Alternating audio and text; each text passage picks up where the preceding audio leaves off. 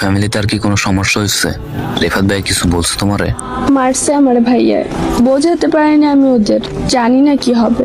আমি এত কিছু জানি না। আমাকে তোমার সাথে বিয়ে না দিলে বিশ্বাস করো আমি কিছু একটা ক্ষতি করে ফেলবো নিজের। ফালতু কথা বলো না প্লিজ। তোমাকে তুলে নিয়ে আসলে আসবে তো? আমার সাথে থাকতে পারবে তো? কিচ্ছু চাই না, আমি তোমার কাছে থাকতে চাই। আমাকে যত তাড়াতাড়ি পারো নিয়ে যাও। আমি অন্য কোথাও বিয়ে করব না। তুমি যদি আমাকে না নাও আমি বাঁচবো না। বিয়ে করলেও আমি সংসার করব না। তুমি আমাকে নিয়ে যাও। আমার ফ্যামিলি মানুক আর নাই মানুক, তুমি আমাকে সাপোর্ট দিলেই হবে। আমি সবকিছু ছেড়ে তোমার কাছে চলে আসব। আমার সব ইচ্ছাগুলো কবর দিয়ে তোমার কাছে থাকবো। আমাদের ফ্যামিলি আমাদের মেনে না নেয়, কিন্তু আমরা তো সুখী থাকতে পারবো, এটুকুই চাই আমি। ঠিক আছে তনু, তুমি জান্নাত আপুর কাছে তোমার সবকিছু স্কুলের ব্যাগে করে নিয়ে রেখে আসবে। আমি রিফাত ভাইয়ার হাতে পা ধরে হলেও বোঝানোর চেষ্টা করো। যদি না বুঝে তাহলে পালিয়ে যাওয়া ছাড়া আর কোনো পন্থা আমাদের কাছে নেই। আচ্ছা, জান্নাতরে বলবো বিকেলে আমার কাছে আসতে। এখন ভাই আইসা আবার দেখলে সমস্যায় পড়বো। ভাইয়া এখনো বাসায়, বাইরে গেলে নক দিব। ঠিক আছে, সাবধানে দেখো।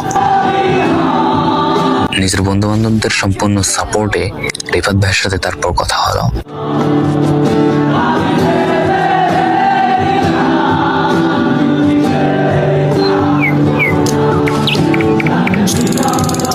দেখুন, আমি বলবো না আপনি আপনার বোনকে উঠিয়ে নিয়ে আসবো কিংবা ভাগিয়ে নিয়ে আসবো।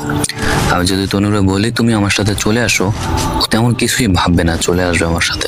তুমি হয়তো আমার ব্যাপারে খুব কমে জানো, আর আমার ফ্যামিলির ব্যাপারেও। ও জানেও যদি তোমার সাথে চলে যায় তাহলে আমরা কি কি করতে পারি, আর আমার থেকে তুমি আমার বোনকে বেশি চিনো না।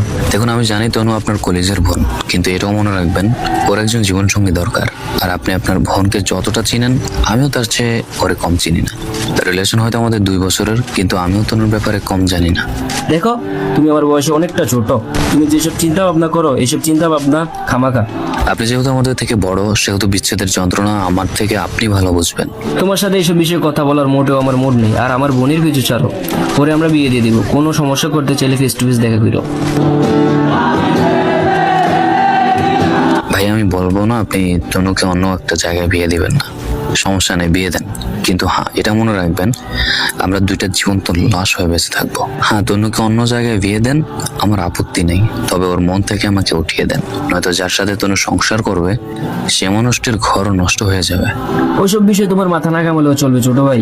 হ্যাঁ, ঘামাবো না, তবে আমি এতটুকু বলি, যদি আপনি তরুণ জীবনের শান্তি চান তাহলে তাকে আমার কাছে তুলে দেন। আর যদি লক্ষ লক্ষ টাকা চান তবে আপনার পছন্দের ছেলের কাছে আপনার বোনকে বিক্রি করে দেন। আপনি একজন বড় ভাই, আপনি কখনোই চাইবেন না আপনার বোন অসুখী হোক, আপনার বোন কষ্টে থাকুক। আমি বলবো তনুরা আমার কাছে দেন।